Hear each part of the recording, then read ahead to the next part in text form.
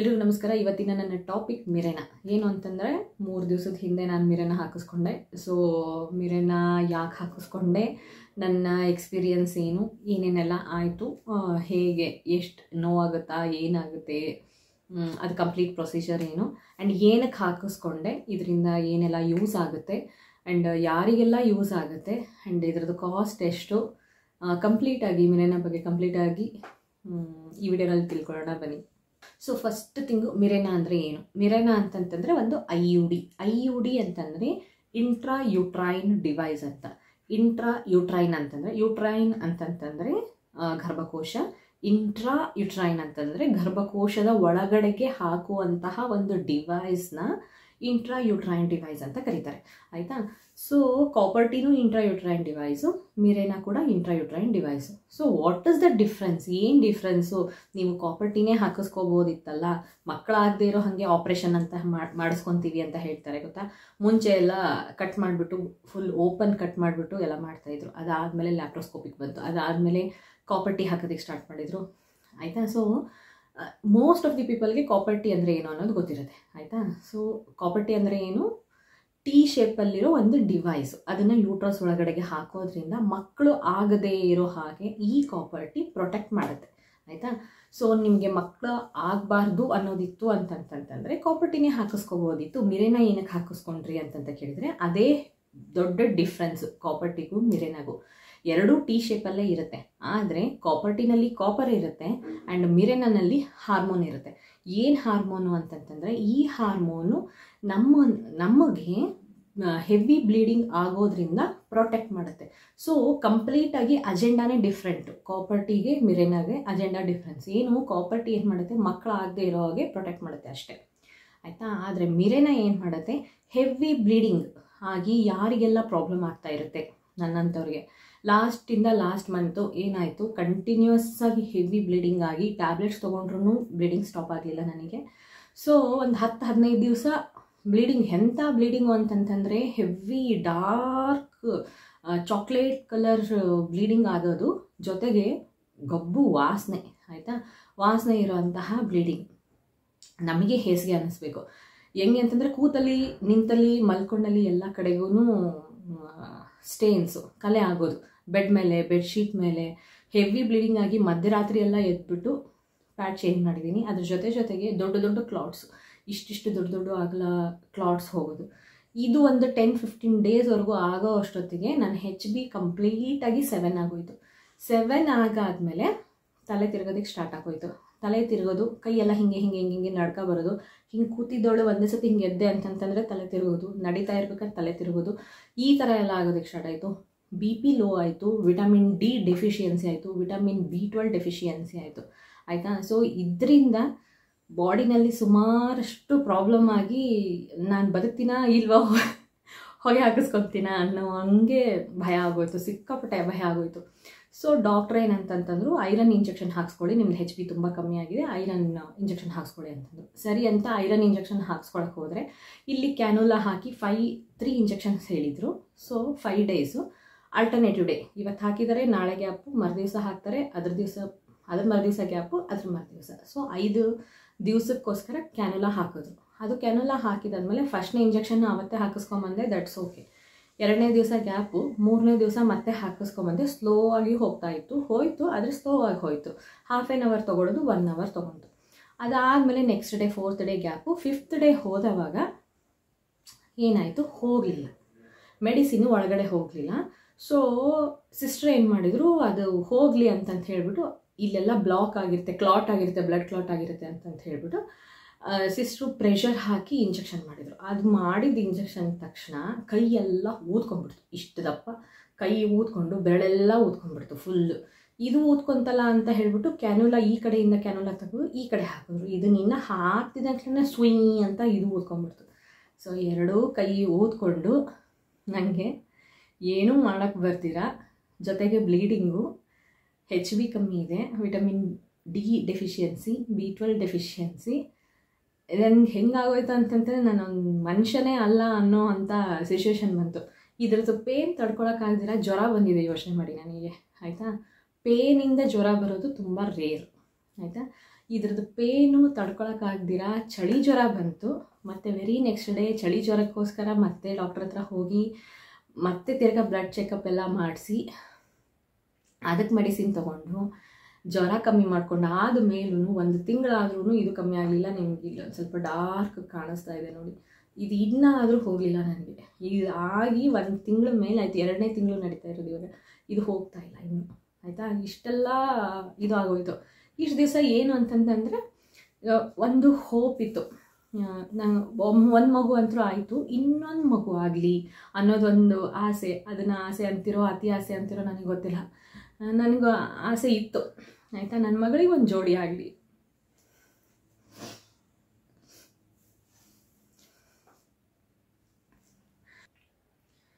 ಏನು ಅಂತಂದರೆ ನಾವಿಬ್ಬರು ಹೋಗಾದ್ಮೇಲೂ, ನನ್ನ ಮಗಳು ದೊಡ್ಡಕ್ಕಾದ್ಮೇಲೂ ಅಟ್ಲೀಸ್ಟ್ ನೀನು ಬದುಕಿದೆಯಾ ಸತ್ತಿದೆಯಾ ಅಂತ ಕೇಳೋಕ್ಕಾದ್ರೂ ಯಾರಾದರೂ ಒಬ್ರು ಇರಬೇಕಲ್ವ.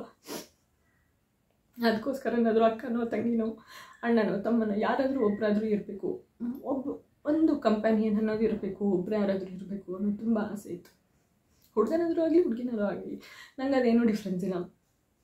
ಬಟ್ ಏನಂತಂದರೆ ಒಂದು ಮಗು ಆಗಲಿ ಇನ್ನೊಂದು ಮಗು ಆಗಲಿ ಅವಳಿಗೆ ಜೋಡಿ ಅಂತಂದೇಳಿ ಆಸೆ ಇತ್ತು. ಅದಕ್ಕೋಸ್ಕರ ಇಷ್ಟು ಬ್ಲೀಡಿಂಗಿನ ಪ್ರಾಬ್ಲಮ್ ಆಗ್ತಾಯಿದ್ರು ತಡ್ಕೊಂಡು ಇನ್ನೊಂದು ಮಗು ಆಗೋದಕ್ಕೆ ಟ್ರೈ ಮಾಡೋಣ ಅಂತಂತ ಹೇಳ್ಬಿಟ್ಟು ಎಲ್ಲ ಪಾಸಿಬಲ್ ವೇಸ್ನೂ ನಾನು ಟ್ರೈ ಮಾಡ್ತಾಯಿದ್ದೆ.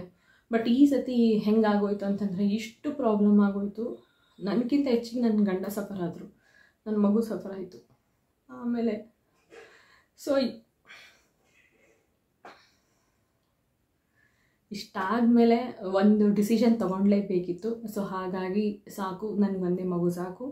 ಗಂಡು ಮಗು ಹೆಣ್ಮಗು ಎಲ್ಲ ಮಕ್ಕಳು ಒಂದೇ. ಈಗಿನ ಕಾಲಕ್ಕಂತೂ ಒಂದು ಮಗು ಆಗೋದೇ ಹೆಚ್ಚು ನನ್ನಂಥವ್ರಿಗೆ. ಸೊ ಒಂದು ಮಗು ಹುಟ್ಟಲ್ವಾ ದೇವ್ರ ದಯದಿಂದ ಸಾಕು ಅಂತಂತ ಹೇಳಿ ಗಟ್ಟಿ ಡಿಸಿಷನ್ ಮಾಡಿ ಮಿರೆನ ಹಾಕಿಸ್ಕೊಂಡು ಬಂದೆ, ಆಯಿತಾ. ಸೊ ಈ ಮಿರೆನ ಹೇಗೆ ಕೆಲಸ ಮಾಡುತ್ತೆ ಅಂತಂದರೆ ಕಾಂಟ್ರಾಸೆಪ್ಟಿವ್ ಆಗಿ ಕೆಲಸ ಮಾಡುತ್ತೆ. ಆ್ಯಂಡ್ ನಂದು ಮೇನ್ ಪ್ರಾಬ್ಲಮ್ ಏನು, ಹೆವಿ ಬ್ಲೀಡಿಂಗ್ ಆಗಿ ಉಳಿದಿದ್ದೆಲ್ಲ ಪ್ರಾಬ್ಲಮ್ಸ್ ಆಗುತ್ತೆ ನನಗೆ. ಸೊ HB ಕಮ್ಮಿ ಆಯಿತು ಅಂತಂತಂದರೆ ತಲೆ ಕೂದಲು ಉದುರೋದ್ರಿಂದ ಹಿಡಿದು ಪಿಂಪಲ್ಸ್ ಆಗೋದ್ರಿಂದ ಹಿಡಿದು ತಲೆ ಸುತ್ತೋದು, ಕೈ ಕಾಲು ನಡ್ಕ ಬರೋದು, ನಿದ್ದೆ ಇಲ್ಲದೆ ಇರೋದು, ಬಾಡಿ ಪೇಯ್ನ್ ಆಗೋದು, ಸುಮ್ಮನೆ ವಾಂತಿ ಬರೋಂಗಾಗೋದು, ಸುಮಾರಷ್ಟು ಪ್ರಾಬ್ಲಮ್ಸ್ ಆಗ್ತವೆ. ಮೆಮೊರಿ ಲಾಸ್ ಕೂಡ ಆಗುತ್ತೆ, ಮೂಡ್ ಸ್ವಿಂಗ್ಸ್ ಆಗುತ್ತೆ, ಯಾವುದನ್ನು ತಡ್ಕೊಳ್ಳೋವಂಥ ಶಕ್ತಿ ಇರೋದಿಲ್ಲ. ಮೆಂಟಲಿ ಆಯಿತು ಫಿಸಿಕಲಿ ಆಯಿತು. ಸೊ ಅದೊಂಥರ ಟ್ರಾಮಾ ಥರ, ಯಾವುದೂ ಹ್ಯಾಂಡಲ್ ಮಾಡೋಕ್ಕಾಗ್ತಿರ್ಲಿಲ್ಲ. ಸೊ ಒಂದು ಸ್ಟ್ರಿಕ್ಟ್ ಡಿಸಿಷನ್ ತೊಗೊಂಡು ಇದನ್ನು ಮಿರೆನ ಹಾಕಿಸ್ಕೊಂಬಂದ್ವಿ. ಸೊ ಈ ಮಿರೆನ ಏನು ಕೆಲಸ ಮಾಡುತ್ತೆ ಅಂತಂತಂದರೆ, ನನಗೇನು ಹೆವಿ ಬ್ಲೀಡಿಂಗ್ ಆಗುತ್ತೆ, ಹೆವಿ ಬ್ಲೀಡಿಂಗ್ ಯಾವಾಗ ಆಗುತ್ತೆ, ನನ್ನ ಎಂಡೋಮೆಟ್ರಿಯಮ್ಮು, ನನ್ನ ಗರ್ಭಾಶಯದ ಒಳಗಡೆ ಇರುವಂತಹ ಪದರ ತುಂಬ ದಪ್ಪನಾಗಿ ಬೆಳ್ಕೊಳ್ಳುತ್ತೆ. ಸೊ ಯಾವಾಗ ಇದು ದಪ್ಪನಾಗಿ ಬೆಳ್ಕೊಳ್ಳುತ್ತೆ ಅಷ್ಟು ಜಾಸ್ತಿ ಬ್ಲೀಡಿಂಗ್ ಆಗ್ತಾ ಹೋಗುತ್ತೆ. ಆ್ಯಂಡ್ ಅದ್ರ ಜೊತೆಗೆ ದೊಡ್ಡ ದೊಡ್ಡ ಕ್ಲಾಟ್ಸ್ ಕೂಡ ಪಾಸ್ ಆಗುತ್ತೆ. ಸೊ ಇದರಿಂದ ಫ್ಯೂಚರಲ್ಲಿ ತುಂಬ ಪ್ರಾಬ್ಲಮ್ಸ್ ಆಗುತ್ತೆ. ಇವಾಗಲೇ ಆಗ್ತಾಯಿದೆ, ಇನ್ನು ಫ್ಯೂಚರಲ್ಲಿ ಆಗದೇ ಇರುತ್ತೆ, ಇನ್ನು ಫ್ಯೂಚರಲ್ಲೂ ತುಂಬ ಪ್ರಾಬ್ಲಮ್ಸ್ ಆಗುತ್ತೆ. ಸೊ ಹಾಗಾಗಿನೇ ಮಿರೆನ ಹಾಕಿಸ್ಕೊಂಡಿದ್ದು. ಸೊ ಈ ಮಿರೆನ ಏನು ಮಾಡುತ್ತೆ, ಮಂತ್ಲಿ ಅಲ್ಲ, ಎವ್ರಿ ಡೇ ಏನದು ಹಾರ್ಮೋನ್ಸ್ನ ರಿಲೀಸ್ ಮಾಡ್ತಾ ಹೋಗುತ್ತೆ. ಕಾಪರ್ ಮಿರೆನಾಗೂ ಇರೋ ಡಿಫ್ರೆನ್ಸೇ ಅದು. ಕಾಪರ್ ಕಾಪರ್ ಇರುತ್ತೆ, ಮಿರೆನಲ್ಲಿ ಹಾರ್ಮೋನ್ ಇರುತ್ತೆ. ಸೊ ಈ hormone every day certain amount release ಆಗ್ತಾ ಹೋಗುತ್ತೆ ನಮ್ಮ ದೇಹದಲ್ಲಿ. ಸೊ ನಮ್ಮ ದೇಹದಲ್ಲಿ ಅಲ್ಲ, ನಮ್ಮ ಯೂಟ್ರಸಲ್ಲಿ. ಸೊ ಇದರಿಂದ ಏನಾಗುತ್ತೆ, ನಮ್ಮ ಎಂಡೋಮೆಟ್ರಿಯಮ್ ಏನು ಥಿಕ್ಕಾಗಿ ಫಾರ್ಮ್ ಆಗ್ತಾ ಇತ್ತಲ್ಲ ನಂದು, ಸೊ ಅದು ಸ್ಟಾಪ್ ಆಗುತ್ತೆ. ಯಾರ್ದೆಲ್ಲ ಎಂಡೋಮೆಟ್ರಿಯಮ್ ತುಂಬ ಥಿಕ್ಕಾಗಿ ಫಾರ್ಮ್ ಆಗಿ ಹೆವಿ ಬ್ಲೀಡಿಂಗ್ ಆಗ್ತಾ ಇರುತ್ತೆ ಅದು ಸ್ಟಾಪ್ ಆಗುತ್ತೆ. ಹೇಗೆ ಅಂತಂದರೆ, ಎಂಡೋಮೆಟ್ರಿಯಮ್ಮೇ ಥಿಕ್ಕಾಗಿ ಫಾರ್ಮ್ ಆಗೋದಕ್ಕೆ ಈ ಹಾರ್ಮೋನು ಬಿಡೋದಿಲ್ಲ. ಎಂಡೋಮೆಟ್ರಿಯಮ್ ಯಾವಾಗ ಥಿನ್ನಾಗಿರುತ್ತೆ, ಯಾವಾಗ ತೆಳುವಾಗಿರುತ್ತೆ, ಅದು ಅಷ್ಟು ಮಾತ್ರ ಕಳಿಸ್ಕೊಂಡು ಆಚೆ ಬರುತ್ತೆ, ಆಯಿತಾ. ಸೊ ಸ್ಟ್ರೈಟ್ ಅವೇ ನಮ್ಮ ಹೆವಿ ಬ್ಲೀಡಿಂಗಿಂದ ನನಗೇನೇನೆಲ್ಲ ಪ್ರಾಬ್ಲಮ್ ಆಗ್ತಿತ್ತು ಇದೆಲ್ಲ ಎರಾಡಿಕೇಟ್ ಆಗುತ್ತೆ ಮಿರೆನಾಯಿಂದ. ಸೊ ಹಾಗಾಗಿನೇ ಮಿರೆನ ಹಾಕಿಸ್ಕೊಂಡ್ವಿ. ಆ್ಯಂಡ್ ಇದ್ರದ್ದು ಕಾಸ್ಟು ಆಲ್ ಟುಗೆದರ್ ಕಾಸ್ಟು 6500 ಆಯಿತು. ಆ್ಯಕ್ಚುಲಿ ಏನು ಅಂತಂತಂದರೆ ಇದ್ರ ಮೇಲ್ಗಡೆಗೆ 4103 ರೂಪೀಸ್ ಕಾಣಿಸ್ತಾ ಇದೆನಾ, ಆಯಿತಾ. ಇಷ್ಟೇ ಇರೋದು 4103 ರೂಪೀಸು ಆ್ಯಕ್ಚುಲ್ ಆಗಿರೋದು.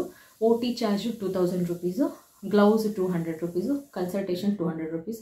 ಸೊ ಎಲ್ಲ ಸೇರಿಕೊಂಡು 6500 ರೂಪೀಸ್ ಆಯಿತು ಟೋಟಲಾಗಿ. ಏನು ಅಂತಂತಂದರೆ ಈ ಮಿರೆನ ಎಲ್ಲಿ ಹಾಕ್ತಾರೆ ಅಂತಂದರೆ ಯೂಶ್ವಲಾಗಿ ಒ ಪಿ ಡಿನಲ್ಲೇ ಹಾಕ್ತಾರೆ. ಅಂದರೆ ಕನ್ಸಲ್ಟೇಷನ್ ಮಾಡೋದಕ್ಕೆ ಏನು ಡಾಕ್ಟರ್ ಕೂತ್ಕೊಂಡಿರ್ತಾರಲ್ಲ, ಗೈನಕಾಲಜಿಸ್ಟ್ ಏನು ಕೂತ್ಕೊಂಡಿರ್ತಾರಲ್ಲ, ಆ ರೂಮಲ್ಲೇ ಹಾಕ್ತಾರೆ. ಬಟ್ ನಮ್ಮದು ತುಂಬ ಥಿಕ್ಕಾಗಿತ್ತು ಎಂಡೋಮೆಟ್ರಿಯಮ್ಮು, ಆ್ಯಂಡ್ ಏನು ಬ್ಲೀಡಿಂಗ್ ಕೂಡ ಆಗ್ತಾ ಇತ್ತಲ್ಲ. ಸೊ ಹಾಗಾಗಿ ಒ ಟಿನಲ್ಲಿ ಮಾಡಿದ್ರು. ಒ ಟಿನಲ್ಲಿ ಏನಕ್ಕೆ ಅಂತಂತಂದರೆ DNC ಮಾಡಿ, DNC in the sense uterus cleaning ಅಂತ ಕರೀತಾರೆ. ಯೂಟ್ರಸ್ನ ಕ್ಲೀನ್ ಮಾಡ್ತಾರೆ, ಆಯಿತಾ. ಸೊ ಯೂಟ್ರಸ್ ಕ್ಲೀನ್ ಮಾಡಿಬಿಟ್ಟು ಆಮೇಲೆ ಮಿರೆನಾ ಇನ್ಸರ್ಷನ್ ಮಾಡ್ತಾರೆ. ಸೊ ಇದು ಏನು ಅಂತಂತಂದರೆ ಯಾರಿಗೆ ನೆಸೆಸರಿ ಇದೆ ಅಂಥವ್ರಿಗೆ ಮಾತ್ರ DNC ಮಾಡೋದು. ಅದರ್ವೈಸ್ DNC ಪ್ರತಿ ಸತಿ ಮಾಡ್ತಾರಾ ಅಂತ, ಮಿರೆನ ಹಾಕಬೇಕಾದ್ರೆ ಎಲ್ಲರಿಗೂ ಮಾಡ್ತಾರಾ ಅಂತಂತಂದರೆ ಖಂಡಿತವಾಗ್ಲೂ ಇಲ್ಲ. ಯಾರಿಗೆ ನೆಸೆಸಿಟಿ ಇದೆ ಅಂಥವ್ರಿಗೆ ಮಾತ್ರ DNC ಮಾಡ್ತಾರೆ. ನನಗೇನು ಮಾಡಿದ್ರು, ಅಲ್ಲಿ ಒ ಪಿ ಡಿನಲ್ಲಿ ಮಾಡೋ ಬದಲು ನನಗೆ ಬ್ಲೀಡಿಂಗ್ ಆಗ್ತಾ ಇದ್ದಿದ್ದಕ್ಕೋಸ್ಕರ ನಿಮಗೆ ಒ ಟಿನಲ್ಲೇ ಮಾಡ್ತೀನಿ ಅಂತಂತ ಹೇಳಿ ಒ ಟಿ ಕರ್ಕೊಂಡು ಹೋದರು. ಒ ಟಿ ಕರ್ಕೊಂಡು ಹೋಗಿ ಅದು ಇದು ಇರುತ್ತಲ್ಲ, ಯೂನಿಫಾರ್ಮ್ ಇರುತ್ತಲ್ಲ, ಅದನ್ನು ಹಾಕಿ ಮಲಗಿಸ್ಬಿಟ್ರು. ಎಷ್ಟೊತ್ತಾದರೂ ಡಾಕ್ಟ್ರ್ ಬರಲಿಲ್ಲ. ನನಗೆ ಆ ಒ ಟಿನಲ್ಲಿ ಚಳಿ ಇದೆ, ಆದರೆ ಎಷ್ಟು ನರ್ವಸ್ ಆಗಿಬಿಟ್ಟಿದ್ದೀನಿ ಅಂತಂತಂದರೆ ಇಲ್ಲೆಲ್ಲ ಬೆದ್ಕೊಂಬಿಟ್ಟಿದ್ದೀನಿ, ಕೈಯೆಲ್ಲ ಬೆದ್ಬಿಟ್ಟಿದ್ದೀನಿ, ಕಾಲೆಲ್ಲ ಬೆದ್ಬಿಟ್ಟಿದ್ದೀನಿ, ತಟ್ಟೆ ಬೆವರು ಬೀಳ್ತಾ ಇದೆ. ಅಷ್ಟು ಹೆದರ್ಕೊಂಡ್ಬಿಟ್ಟಿದ್ದೀನಿ. ಬಿಕಾಸ್ ಯಾರೂ ಇಲ್ಲ, ಅಟ್ಲೀಸ್ಟ್ ಏನೂ ಆಗೋದಿಲ್ಲ, ಡೋಂಟ್ ವರಿ ಅಂತ ಕನ್ಸೋಲ್ ಮಾಡೋದಕ್ಕೂ ಯಾರೂ ಇಲ್ಲ. ಆ್ಯಂಡ್ ಡಾಕ್ಟ್ರು ಬೇಗನೂ ಬರಲಿಲ್ಲ. ಹೋದ ತಕ್ಷಣ ಇಮಿಡಿಯೇಟಾಗಿ ಅವ್ರು ಬಂದುಬಿಟ್ಟಿದ್ರು ಅಂತ ಯೋಚನೆ ಮಾಡೋದಕ್ಕೆ ಅಷ್ಟೆಲ್ಲ ಟೈಮೂ ಇರ್ತಿರ್ಲಿಲ್ಲ. ಆ್ಯಂಡ್ ನಾವು ಡೈವರ್ಟ್ ಆಗ್ತಿರಲಿಲ್ಲ. ಹೋದ ತಕ್ಷಣವೇ ಡಾಕ್ಟರ್ಸ್ ಬಂದು ಇಮಿಡಿಯೇಟಾಗಿ ಮಾಡಿಬಿಟ್ಟಿದ್ದಾರೆ. ನಂಗೆಲ್ಲ ಅಲ್ಲೊಂದು 1/2 hour 45 minutes ಸುಮ್ಮನೆ ಒ ಟಿನಲ್ಲಿ ಮಲ್ಕೊಂಡಿದ್ದೆ ಅಲ್ಲ. ಸೊ ಯಾರು ಇರಲಿಲ್ಲ, ತಲೆನಲ್ಲಿ ಸುಮಾರಷ್ಟು ವಿಷಯಗಳು ಓಡ್ತಾ ಇತ್ತು. ಎಲ್ಲನೂ ಏನಾಗುತ್ತೋ ಏನೋ, ಹೆಂಗಾಗುತ್ತೋ ಏನೋ ಅನ್ನೋ ಭಯ ಇತ್ತು. ಹಾಗಾಗಿ ಸಿಕ್ಕಾಪಟ್ಟೆ ಭಯಕ್ಕೇ ಅರ್ಧ ಹೆದರ್ಕೊಂಡೇ ಫುಲ್ ಕೈಕಾಲೆಲ್ಲ ತಣ್ಣಗಾಗಿ ಬೆವರು ಹರಿತಾಯಿತ್ತು. ಆಮೇಲೆ ಡಾಕ್ಟ್ರ್ ಬಂದರು. ಡಾಕ್ಟ್ರು ಬಂದ ಮೇಲೆ ಪ್ರೊಸೀಜರ್ ಸ್ಟಾರ್ಟ್ ಮಾಡಿದ ಮೇಲೆ hardly it takes few minutes hardly ಹೇಳಬೇಕು ಅಂತಂತಂದರೆ 1 or 2 minutes ಮಿರೆನಾ ಇನ್ಸರ್ಷನಿಗೆ ಬೇಕಾಗಿರೋದು 2 ನಿಮಿಷ ಅಷ್ಟೇ. ಅವ್ರು ಒಂದು ಸ್ವಲ್ಪ ಪ್ರಿಪ್ರೇಷನ್ ಮಾಡ್ಕೊತಾರೆ. ಆಮೇಲೆ ಆ ಡಿವೈಸ್ನ ತೊಗೊಂಡ್ಬಿಟ್ಟು ನಿಮ್ಮ ಯೂಟ್ರಸ್ ಒಳಗಡೆಗೆ ಮಿರೆನಾ ಇನ್ಸರ್ಟ್ ಮಾಡಿ ಇಮಿಡಿಯೇಟಾಗಿ ಥ್ರೆಡ್ಸ್ ಕಟ್ ಮಾಡಿ ಮುಗಿಸ್ತಾರೆ ಅಷ್ಟೇ. ಆದರೆ ಆ ಟೈಮಲ್ಲಿ ಸಿಕ್ಕಾಪಟ್ಟೆ ನೋವಾಗುತ್ತೆ, ಖಂಡಿತವಾಗ್ಲೂ ನೋವಾಗುತ್ತೆ, ಆಯಿತಾ. ಅಗೇನ್ ಒಬ್ಬೊಬ್ರದ್ದು ಪೇನ್ ಟಾಲರೆನ್ಸು ಒಬ್ಬರಿಂದ ಒಬ್ರಿಗೆ ಡಿಫರ್ ಆಗುತ್ತೆ. ಒಬ್ಬರು ನೋವನ್ನು ಜಾಸ್ತಿ ತಡ್ಕೋಬಹುದು, ಒಬ್ಬೊಬ್ಬರು ಕಮ್ಮಿ ತಡ್ಕೋಬಹುದು, ಆಯಿತಾ. ಅದು ಪರ್ಸನಿಂದ ಪರ್ಸನಿಗೆ ಡಿಫರ್ ಆಗುತ್ತೆ. ಬಟ್ ನನಗಂತೂ ಸಿಕ್ಕಾಪಟ್ಟೆ ನೋವಾಗ್ಬಿಡ್ತು. ಪಕ್ಕದಲ್ಲಿ ಇರೋ ಸಿಸ್ಟರ್ಸ್ದು ಶರ್ಟ್ ಹಿಡ್ಕೊಂಡ್ಬಿಟ್ಟಿದ್ದೆ, ಹಿಂಗೆ ಜೋರಾಗಿ ಹಿಂಗೆ ಎಳೆದ್ಬಿಟ್ಟೆ. ಡಾಕ್ಟ್ರು ಬೈಯೋದಕ್ಕೆ ಸ್ಟಾರ್ಟ್ ಮಾಡಿಬಿಟ್ರು. ಹಿಂಗೇನಾದರೂ ಮಾಡಿದ್ರೆ ಅನಸ್ತೇಷಿಯಾ ಕೊಟ್ಟು ಮಾಡಬೇಕಾಗುತ್ತೆ. ಸೊ ಅನಸ್ತೇಷಿಯಾ ಕೊಟ್ಟು ಮಾಡಬೇಕು ಅಂತಂದರೆ ಅಗೇನ್ 1 day ಹಾಸ್ಪಿಟ್ಲಲ್ಲಿ ಅಡ್ಮಿಟ್ ಆಗಬೇಕು. ಓಕೆ, ಅದು ಹೇಳಿದ ತಕ್ಷಣ ನನ್ನ ತಲೆನಲ್ಲೆಲ್ಲ ಓಡೋದಕ್ಕೆ ಸ್ಟಾರ್ಟ್ ಆಯಿತು. ಯಾಕಂದರೆ ನನ್ನ ಮಗಳು ಯಾರ ಹತ್ರ ಇರೋದಿಲ್ಲ. ಆ್ಯಂಡ್ ಅವಳನ್ನು ಹಿಡ್ಕೊಳ್ಳೋ ಅಷ್ಟು ಅಂದರೆ ಬಾಂಡಿಂಗ್ ಇರೋವಂಥವ್ರು ಹಸ್ಬೆಂಡ್ನ ಬಿಟ್ಟರೆ ಬೇರೆ ಯಾರೂ ಇಲ್ಲ, ಸಪೋರ್ಟಿಂಗ್ ಕ್ಯಾರೆಕ್ಟರ್ ಯಾರೂ ಇಲ್ಲ. ಅವಳನ್ನು ಹೋಲ್ ಡೇ ಸಂಭಾಳಿಸೋದು ತುಂಬ ಕಷ್ಟ ಆಗೋಗುತ್ತೆ. ಯಾಕಂತಂದರೆ ಅವಳನ್ನು ಮಲಗಿಸೋದಕ್ಕೆ, ತಿನ್ನಿಸೋದಕ್ಕೆ, ಪ್ರತಿಯೊಂದಕ್ಕೂ ನಾನು ಬೇಕೇ ಬೇಕು. ಸೊ ಹಾಗಾಗಿ ಅದೆಲ್ಲ ತಲೆನಲ್ಲಿ ಓಡಿ ಅವಳಿಗೆ ಕಷ್ಟ ಆಗೋಗುತ್ತೆ, ಆಮೇಲೆ ಹಸ್ಬೆಂಡಿಗೆ ಕಷ್ಟ ಆಗೋಗುತ್ತೆ. ಬೇಡ ಅಂತಂತಂದು ಹೇಳಿಬಿಟ್ಟು ಕಷ್ಟಪಟ್ಕೊಂಡು ಸುಮ್ಮನೆ ಹಿಂಗೆ ಅವ್ರದ್ದು ಶರ್ಟ್ ಹಿಂಗೆ ಇಟ್ಕೊಂಡ್ಬಿಟ್ಟಿದ್ನಲ್ಲ, ಹಿಡ್ಕೊಂಡು ಜೋರಾಗಿ ಜಕ್ಕೊಂಡ್ಬಿಟ್ಟೆ. ಆಯಿತು, ಡಾಕ್ಟ್ರು ಏನಂತ ಹೇಳಿದ್ರು, ವಾಸವಿ ಹೀಗೆಲ್ಲ ಮಾಡಿಬಿಡ, ಕಷ್ಟ ಆಗುತ್ತೆ, ಬಾಡಿ ಲೂಸ್ ಬಿಡು ಅಂತ ಹೇಳ್ಕೊಂಡೆ ಮಾತಲ್ಲೇ ನನ್ನನ್ನು ಡೈವರ್ಟ್ ಮಾಡಿ ಹಾಕ್ಬಿಟ್ರು. ನಾನು ಇನ್ನೂ ಹಿಂಗೆ ಎಳಿತಾನೆ ಇದ್ದೀನಿ, ನೋವಿಗೆ ತಡ್ಕೊಳಕ್ಕಾಗಲಿಲ್ಲ. ತುಂಬ ನೋವಾಯಿತು, ತುಂಬ ಅಂದರೆ ತುಂಬ ನೋವಾಯಿತು. ಹಿಂಗೆ ಹಿಡ್ಕೊಂಡು ಹಿಂಗೆ ಇದನ್ನು ಮಾಡ್ತಾಯಿದ್ದೀನಿ. ಅವ್ರು ಹೇಳಿಬಿಟ್ರು ಆಗೋಯ್ತು ಅಂತಂತೇಳಿ. ಆಗೋಯ್ತಾ, ಸಮಾಧಾನ ಆಯಿತು, ರಿಲ್ಯಾಕ್ಸ್ ಆಯಿತು, ಮುಗೀತು. ಇನ್ಸರ್ಟ್ ಮಾಡಿ ಆಗೋಯ್ತು, ಗೊತ್ತೇ ಆಗಲಿಲ್ಲ. 2 seconds 3 seconds ಮ್ಯಾಕ್ಸಿಮಮ್ ಒಂದು 10 secondsಲ್ಲಿ ಎಲ್ಲ ಮುಗಿದೋಗುತ್ತೆ, ಆಯಿತಾ. ಸೊ ಗೊತ್ತಾಗಲ್ಲ. ಬಟ್ ಆ ಫ್ಯೂ ಸೆಕೆಂಡ್ಸಲ್ಲಿ ಆಗೋವಂತಹ ನೋವು ಬ್ರಹ್ಮಾಂಡ, ತುಂಬ ಬ್ರಹ್ಮಾಂಡವಾಗಿ ನೋವಾಗುತ್ತೆ, ಇಲ್ಲ ಅಂತಲ್ಲ. ಬಟ್ ನನಗೆ ಕ್ಲಾಟ್ಸ್ ಹೋಗಬೇಕಾದ್ರೆ, ತುಂಬ ದೊಡ್ಡ ಕ್ಲಾಟ್ಸ್ ಹೋಗಬೇಕಾದ್ರೆ ಲೇಬರ್ ಪೇನ್ ಬರೋ ಅಷ್ಟು ಪೇನ್ ಬರುತ್ತೆ. ಅದ್ರ ಮುಂದೆ ಈ ಮಿರೆನಾ ಹಾಕಬೇಕಾದ್ರೆ ನೋವು ಏನು ಕಂಪ್ಯಾರಿಸನ್ ಮಾಡೋದಕ್ಕೆ ಕಷ್ಟ. Again pain is a pain, ಇಲ್ಲ ಅಂತಲ್ಲ. ಕ್ಲಾಟ್ಸ್ ಹೋಗಬೇಕಾದ್ರೆ, ಬ್ಲೀಡಿಂಗ್ ಆಗಬೇಕಾದ್ರೆ, ಇದೇನು ಟ್ರಾಮಾ ನಾನೇನು ಅನುಭವಿಸ್ದೆ ಲಾಸ್ಟ್ ಮಂತೆಲ್ಲ, ಅದಕ್ಕಿಂತ ಈ ಪೇನು ಏನೂ ಅಲ್ಲ. ಓಕೆ, ಹಂಗೆ ಅನ್ನಿಸ್ತು. ಬಟ್ ತುಂಬ ನೋವಾಗುತ್ತೆ, ಇಲ್ಲ ಅಂತ ಅನ್ನಲ್ಲ. ಬಟ್ ನನಗೆ ಕ್ಲಾಟ್ಸ್ ಹೋಗಬೇಕಾದ್ರೆ ಹೆವಿ ಪೇನ್ ಆಗುತ್ತೆ. ಅದನ್ನೇನು ಕುತ್ಕೊಳ್ಳೋಕ್ಕಾಗಲ್ಲ, ನಿಂತ್ಕೊಳ್ಳೋಕ್ಕಾಗಲ್ಲ, ಮಲ್ಕೊಳ್ಳೋಕ್ಕೂ ಆಗಲ್ಲ. ಐ ಡೋಂಟ್ ನೋ ನನಗೆ ಏನು ಮಾಡಿದ್ರೆ ಈ ಪೇನ್ ಕಮ್ಮಿ ಆಗುತ್ತೆ ಅನ್ನೋದೇ ಗೊತ್ತಾಗೋದಿಲ್ಲ. ಆ ರೇಂಜಿಗೆ ಪೇನ್ ಆಗುತ್ತೆ. ಹೊಟ್ಟೆ ಇಟ್ಕೊಂಡು ಉರುಳಾಡಬೇಕು ಕೆಳಗಡೆಗೆ, ಆ ರೇಂಜಿಗೆ ನೋವಾಗುತ್ತೆ. ಸೊ ಅದನ್ನೆಲ್ಲ ಕಂಪೇರ್ ಮಾಡಿದ್ರೆ ಈ ಪೇನ್ ಏನು ಪೇನ್ ಅಲ್ಲ. ಅಗೇನ್ ಹೇಳಿದ್ನಲ್ಲ, ಒಬ್ಬರಿಂದ ಒಬ್ಬರಿಗೆ ಡಿಫರ್ ಆಗುತ್ತೆ ಎಷ್ಟು ಪೇನ್ ತಡ್ಕೊತೀರಾ ಅನ್ನೋದು, ಅಷ್ಟೇ. ಸೊ ಇಷ್ಟಾದಮೇಲೆ ಡಾಕ್ಟರ್ ಕೇಳಿದ್ರು ಪೇನ್ ಕಿಲ್ಲರ್ ಇಂಜೆಕ್ಷನ್ ಕೊಡಲ ಅಂತ ಕೇಳಿದ್ರು. ಅಷ್ಟೊಂದೇನು ನೋವಾಗ್ತಾಯಿಲ್ಲ, ಇಂಜೆಕ್ಷನ್ ತೊಗೊಳ್ಳೋ ಅಷ್ಟೇನು ನೋವಾಗ್ತಾಯಿಲ್ಲ, ಬೇಡ ಅಂತಂತ ಹೇಳಿದೆ. ಸರಿ, ಕೆಳಗಡೆಗೆ OPDಗೆ ಮತ್ತೆ ಕರ್ಕೊಂಡು ಬಂದಮೇಲೆ ಅಲ್ಲೊಂದು 5-10 ಮಿನಿಟ್ಸು ನನ್ನನ್ನು ಮಾತಾಡ್ಸೋಕ್ಕೆ ಹೋಗಲಿಲ್ಲ, ಸುಮ್ಮನೆ ಬಿಟ್ಬಿಟ್ರು. ಹಸ್ಬೆಂಡ್ ಜೊತೆಗೆ ಸುಮ್ಮನೆ ಕೂತಿದ್ದೆ. 10 ಮಿನಿಟ್ಸ್ ಆದಮೇಲೆ ಒಳಗಡೆ ಕರೆದ್ರು. ಅಷ್ಟೊತ್ತಿಗೆ ನಾನು ಸೆಟಲ್ ಆಗಿಬಿಟ್ಟಿದ್ದೆ. ಕೇಳಿದ್ರು ಪೇನ್ ಆಗ್ತಿದೆನಾ ಅಂತಂತ ಹೇಳಿ. ಇಲ್ಲ ಅಂತ ಹೇಳಿದೆ. ನಿನಗೆ ಒಳಗಡೆ ಆ ಡಿವೈಸ್ ಇದೆ ಅನ್ನೋದು ಗೊತ್ತಾಗ್ತಿದೆನಾ ಅಂತಂತ ಕೇಳಿದ್ರು. ಖಂಡಿತವಾಗ್ಲೂ ಇಲ್ಲ.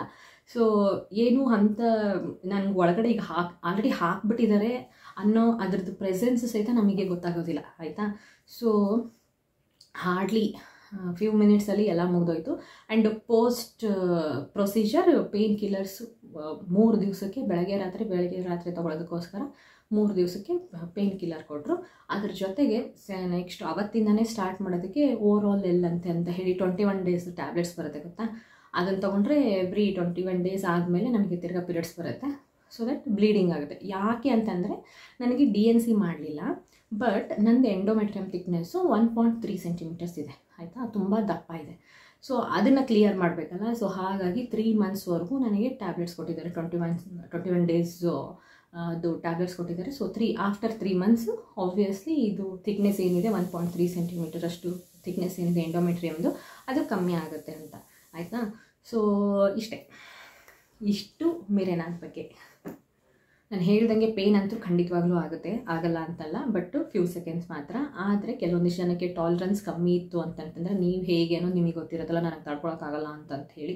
ಹಾಗಿದ್ದವಾಗ ಪ್ರಿಯರ್ ಟು ಪ್ರೊಸೀಜರ್ ಮಾಡೋಕ್ಕಿಂತ 1 ಗಂಟೆ ಮುಂಚೆ ಪೇನ್ ಕಿಲ್ಲರ್ಸ್ ಕೊಟ್ಟು ಆಮೇಲೆ ಪ್ರೊಸೀಜರ್ ಮಾಡ್ತಾರೆ, ಒಂದು ಆಪ್ಷನ್. ಅದರ್ವೈಸ್ ಜನರಲ್ ಅನಸ್ತೇಷಿಯಾ ಕೊಟ್ಟು ಕೂಡ ಪ್ರೊಸೀಜರ್ ಮಾಡ್ತಾರೆ, ಆಯಿತಾ. ನಿಮಗೆ ತಡ್ಕೊಳಕ್ಕಾಗಲ್ಲ ಅಂತಂತಂದರೆ ಡಾಕ್ಟರ್ನ ಫಸ್ಟ್ಗೆ ಕೇಳ್ಕೊಂಬಿಡಿ, ನನಗಾಗೋದಿಲ್ಲ ಅನಸ್ತೇಷಿಯಾ ಕೊಟ್ಟೆ ಮಾಡಿಬಿಡಿ ಅಂತಂತ ಕೇಳಿ.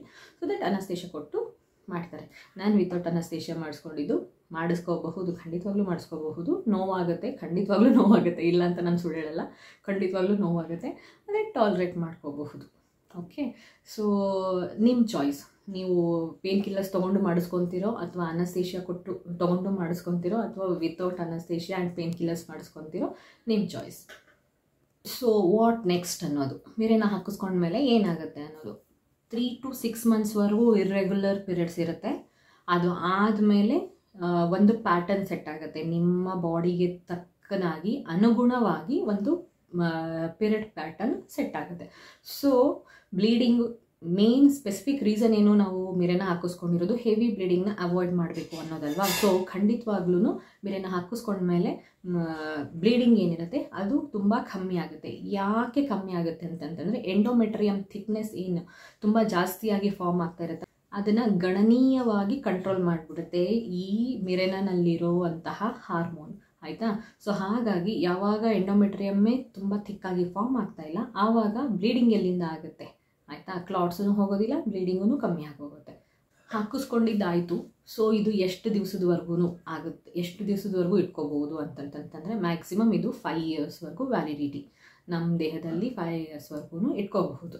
5 ಇಯರ್ಸ್ ಆದಮೇಲೆ ಏನು ಮಾಡಬೇಕು ಅಂತಂತಂದರೆ ಅದನ್ನು ರಿಮೂವ್ ಮಾಡಬೇಕು. ರಿಮೂವ್ ಹೇಗೆ ಮಾಡಬೇಕು, ಅಗೇನ್ ಡಾಕ್ಟರ್ ಹತ್ರ ಹೋಗಿ OPDನಲ್ಲಿ ಅಲ್ಲಿ ಮಿರೆನಾ ಇನ್ಸರ್ಷನ್ ಮಾಡಿದ ಆದಮೇಲೆ ಅದ್ರ ಕೆಳಗೆ ಎಂಡ್ಗೆ ಥ್ರೆಡ್ಸ್ ಬಿಟ್ಟಿರ್ತಾರೆ, ಅಂದರೆ ದಾರ ಬಿಟ್ಟಿರ್ತಾರೆ. ಆ ದಾರನ ಹಿಡ್ಕೊಂಡು ಆಚೆ ಎಳೆದ್ಬಿಡ್ತಾರೆ. ಸೊ ಮಿರೆನಾ ಹಿಂಗಿರೋ ಮಿರೆನಾ ಹಿಂಗೆ ಕ್ಲೋಸ್ ಆಗಿ ಹಿಂಗೆ ಹೊರಗಡೆ ಬಂದುಬಿಡುತ್ತೆ ಅಷ್ಟೇ, ಆಯಿತಾ. Again it takes few seconds.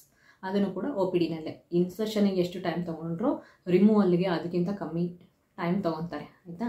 ಆವಾಗಲೂ ಅಗೇನ್ ಪೇನ್ ಕಿಲ್ಲರ್ಸ್ ಬೇಕು ಅಂತಂತಂದರೆ ಕೇಳಿ ತೊಗೋಬೋದು. ಸೊ ಮಿರೆನಾದ ಬೆನಿಫಿಟ್ಸ್ ಏನೇನು, ನೆಕ್ಸ್ಟು ಮಿರೆನಾದ ಬೆನಿಫಿಟ್ಸ್ ಏನೇನು. ಫಸ್ಟ್ ಥಿಂಗ್ ಏನು ಹೇಳಿ, ನಾನು ಹಾಕಿಸ್ಕೊಂಡಿದ್ದು ಏನಕ್ಕೆ, ಹೈ ಬ್ಲೀಡಿಂಗಿಗೆ, ತುಂಬ ಹೆವಿ ಬ್ಲೀಡಿಂಗಿಗೋಸ್ಕರನೇ ನಾನು ಹಾಕಿಸ್ಕೊಂಡಿದ್ದು. ಇದನ್ನು ಎಂಡೋಮೆಟ್ರಿಯಲ್ ಹೈಪರ್ಪ್ಲೇಷಿಯಾ ಅಂತ ಕರೀತಾರೆ. ಅಂದರೆ ಅಬ್ನಾರ್ಮಲ್ ಗ್ರೋತ್ ಆಫ್ ಎಂಡೋಮೆಟ್ರಿಯಮ್ ಅಂತಂದರೆ ಎಂಡೋಮೆಟ್ರಿಯಮ್ ಎವ್ರಿ ಮಂತ್ ಆಗ್ತಾ ಇರುತ್ತೆ, ಬ್ಲೀಡಿಂಗು ಜಾಸ್ತಿ ಆಗುತ್ತಾ ಇರುತ್ತೆ, ಅಂದ್ರೂ ತುಂಬ ಜಾಸ್ತಿ ಗ್ರೋತ್ ಆಗೋದು. ಎಂಡೋಮೆಟ್ರಿಯಮ್ 2 ಸೆಂಟಿಮೀಟರ್ವರೆಗೂ ನನಗೆ ಗ್ರೋತ್ ಆಗುತ್ತೆ, ಆಯಿತಾ. ಸೊ ಅಷ್ಟು ಗ್ರೋತ್ ಆದ ತಕ್ಷಣ ಬ್ಲೀಡಿಂಗೂ ಅದರ ತಕ್ಕನಾಗೇ ಇರುತ್ತೆ, ಆಯಿತಾ. ಇದನ್ನೇ ಎಂಡೋಮೆಟ್ರಿಯಲ್ ಹೈಪರ್ಪ್ಲೇಷಿಯಾ ಅಂತ ಕರೀತಾರೆ. ಇದು ಇದ್ದವಾಗ ಏನಾಗುತ್ತೆ, ಬ್ಲೀಡಿಂಗ್ ಜಾಸ್ತಿ ಆಗುತ್ತೆ, ಕ್ರ್ಯಾಂಪ್ಸ್ ಜಾಸ್ತಿ ಆಗುತ್ತೆ, ಹೊಟ್ಟೆ ಮುಂದೆ ಹಿಂದೆ ಎಲ್ಲ ಕಡೆಗೂ ನೋವು ಬರುತ್ತೆ, ಸಿಕ್ಕಾಪಟ್ಟೆ ನೋವು ಬರುತ್ತೆ, ಕ್ಲಾಟ್ಸ್ ತುಂಬ ಹೋಗುತ್ತೆ, ಆಯಿತಾ. ಇದು ಸ್ಟ್ರೈಟ್ ಅವೇ ಮಿರೆನಾಯಿಂದ ಕಮ್ಮಿ ಆಗುತ್ತೆ. ಯಾಕೆ ಅಂತಂತಂದರೆ ಮಿರೆನಾ ಈ ಎಂಡೋಮೆಟ್ರಿಯಮ್ ಏನು ತುಂಬ ದಪ್ಪನಾಗಿ ಫಾರ್ಮ್ ಆಗ್ತಾ ಇರುತ್ತಲ್ಲ, ಅದು ಫಾರ್ಮ್ ಆಗದೇ ಇರೋ ಹಾಗೆ ತಡೆಯುತ್ತೆ. ಆಯಿತಾ. ನೆಕ್ಸ್ಟು ಕಾಂಟ್ರಸೆಪ್ಟಿವ್ ಆಗಿ ಕೆಲಸ ಮಾಡುತ್ತೆ. ಯಾವ ರೀತಿ ಕಾಂಟ್ರಸೆಪ್ಟಿವ್ ಆಗಿ ಕೆಲಸ ಮಾಡುತ್ತೆ ಅಂತಂದರೆ, ಫಸ್ಟು ಓವ್ಯುಲೇಷನ್ ಆಗದೇ ಇರೋ ಹಾಗೆ ಇದು ತಡೆಯುತ್ತೆ. ಆಯಿತಾ. ಓವ್ಯುಲೇಷನ್ನು ಆಗೋಯ್ತು ಅಂತಂತಂದ್ರೂ ನೆಕ್ಸ್ಟು ಫರ್ಟಿಲೈಸೇಷನ್ ಆಗದೇ ಇರೋ ಹಾಗೆ ತಡೆಯುತ್ತೆ. ಹೇಗೆ ಫರ್ಟಿಲೈಸೇಷನ್ ಆಗದೇ ಇರೋ ತಡೆಯುತ್ತೆ ಅಂತಂತಂದರೆ, ಸರ್ವೈಕಲ್ ಮ್ಯೂಕಸ್ನ ತುಂಬ ಗಟ್ಟಿಯಾಗಿ ಫಾರ್ಮ್ ಮಾಡಿಬಿಡುತ್ತೆ. ಈ ಸ್ಪರ್ಮ್ ಅನ್ನೋ ಮೀನು ನೀರಲ್ಲಿ ಈಸಿಯಾಗಿ ಸ್ವಿಮ್ ಮಾಡ್ಕೊಂಡು ಹೋಗ್ಬಿಡುತ್ತೆ. ಅದೇ ಗಟ್ಟಿಯಾಗಿರುವಂತಹ ಸಾಂಬಾರಲ್ಲಿ ಸ್ವಿಮ್ ಮಾಡು ಅಂತಂತಂದರೆ ಆಗೋದಿಲ್ಲ. ಆಯಿತಾ. ಸೊ ಹಾಗೆ ಗಟ್ಟಿ ಮೀಡಿಯಮ್ ಫಾರ್ಮ್ ಆದ ತಕ್ಷಣ ಇದು ಈಸಿಯಾಗಿ ಸ್ಪರ್ಮು ಮೂವ್ ಆಗಿ ಯೂಟ್ರಸ್ ಒಳಗಾಸಿಂದ ಫ್ಯಾಲೋಪಿಯನ್ ಟ್ಯೂಬ್ವರೆಗೂ ಹೋಗಬೇಕಲ್ವಾ. ಯಾಕೆಂದರೆ ಎಗ್ ವೇಟ್ ಮಾಡೋದು ಎಲ್ಲಿ? ಫ್ಯಾಲೋಪಿಯನ್ ಟ್ಯೂಬಲ್ಲಿ. ಸೊ ಫ್ಯಾಲೋಪಿಯನ್ ಟ್ಯೂಬ್ವರೆಗೂ ಇದು ಹೋಗಬೇಕಲ್ವಾ. ಇಲ್ಲೇ ಪಾಸ್ ಆಗಲಿಲ್ಲ ಅಂತಂದರೆ ಯೂಟ್ರಸ್ ಒಳಗಾಸಿಂದ ಫ್ಯಾಲೋಪಿಯನ್ ಟ್ಯೂಬ್ವರೆಗೂ ಎಲ್ಲ ಹೋಗುತ್ತೆ. ಆಯಿತಾ. ಒಳ್ಳೆ ಟ್ರಾಫಿಕ್ ಥರ, ಹೆವಿ ಟ್ರಾಫಿಕ್ ಥರ ಕೆಲಸ ಮಾಡುತ್ತೆ ಸರ್ವೈಕಲ್ ಮ್ಯೂಕಸ್ಸು. ಸೊ ಈ ಗಾಡಿ ಇಲ್ಲೇ ಕಾಯ್ದು ಇದು ಇಲ್ಲೇ ಲಾಸ್ ಆಗಿಬಿಡುತ್ತೆ. ಆಯಿತಾ. ಸೊ ಫರ್ಟಿಲೈಸೇಷನ್ ಆಗೋದಿಲ್ಲ. ಇನ್ ಕೇಸ್ ಇದ್ರದ್ದು ಸ್ಪರ್ಮ್ದು ಕೆಪಾಸಿಟಿ ಜಾಸ್ತಿ ಇತ್ತು, ಕಾಯ್ದು ಇದೇನಾದರೂ ಈ ಸರ್ವೈಕಲ್ ಮ್ಯೂಕಸ್ ಅನ್ನೋ ಟ್ರಾಫಿಕ್ಕಿಂದ ಪಾರಾಗಿ ಒಳಗಡೆ ಹೋಗಿ ಫ್ಯಾಲೋಪಿಯನ್ ಟ್ಯೂಬಲ್ಲಿರೋ ಎಗ್ನ ಮೀಟ್ ಮಾಡ್ತು ಅಂತಲೇ ಅಂದ್ಕೊಳ್ಳಿ. ನೆಕ್ಸ್ಟ್ ಏನು ಬಂದು ಯೂಟ್ರಸ್ ಒಳಗಡೆಗೆ ಇಂಪ್ಲಾಂಟ್ ಆಗಬೇಕಲ್ವಾ. ಇಂಪ್ಲಾಂಟೇಷನಿಗೆ ಎಷ್ಟು ಬೇಕು? ಎಂಡೋಮೆಟ್ರಿಯಮ್ ಥಿಕ್ನೆಸ್ಸು 7 mm ಬೇಕು. ಸೊ 7 mm ಥಿಕ್ನೆಸ್ಸೇ ಫಾರ್ಮ್ ಆಗೋದಿಲ್ಲ. ಎಂಡೋಮೆಟ್ರಿಯಮ್ ಥಿಕ್ನೆಸ್ಸು ಅಷ್ಟು ಫಾರ್ಮ್ ಆಗೋದೇ ಇಲ್ಲ. ಆಯಿತಾ. ಸೊ ಯಾವಾಗ ಈ ಎಂಡೋಮೆಟ್ರಿಯಮ್ ಥಿಕ್ನೆಸ್ ಅಷ್ಟು ಫಾರ್ಮ್ ಆಗೋದಿಲ್ಲ, ಫರ್ಟಿಲೈಸೇಷನ್ ಆಗಿದ್ರೂ ಕೂಡ ಇಂಪ್ಲಾಂಟೇಷನ್ ಫೇಲ್ ಆಗುತ್ತೆ. ಸೊ ಸ್ಟ್ರೈಟ್ ಅವೇ ಕಾಂಟ್ರಸೆಪ್ಟಿವ್ ಆಗಿ ತುಂಬ ಚೆನ್ನಾಗಿ ಕೆಲಸ ಮಾಡುತ್ತೆ. ಆಯಿತಾ. ಸೊ ನೆಕ್ಸ್ಟ್ ಏನು, ಕಾಂಟ್ರಸೆಪ್ಟಿವ್ ಪಿಲ್ಸ್ ಏನು ತೊಗೊತೀವಿ ಅದನ್ನು ಎಲಿಮಿನೇಟ್ ಮಾಡುತ್ತೆ. ಆಯಿತಾ. ನಾವು pills every time pills ತೊಗೋಬೇಕಾಗಿರುತ್ತೆ.